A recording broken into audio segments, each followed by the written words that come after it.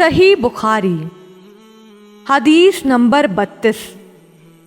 ہمارے سامنے ابو الولید نے بیان کیا، انہوں نے کہا ہم سے شعبے نے بیان کیا۔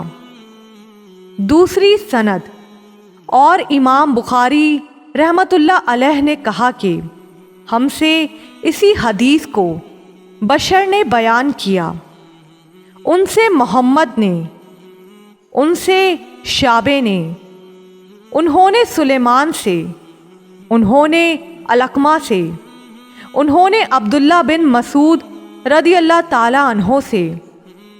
جب سورہ الانعام کی یہ آیت اتری، جو لوگ ایمان لائے اور انہوں نے اپنے ایمان میں گناہوں کی آمیزش نہیں کی، تو آپ صلی اللہ علیہ وآلہ وسلم کے اصحاب نے کہا، یا رسول اللہ، یہ تو بہت ہی مشکل ہے، ہم میں کون ایسا ہے جس نے گناہ نہیں کیا؟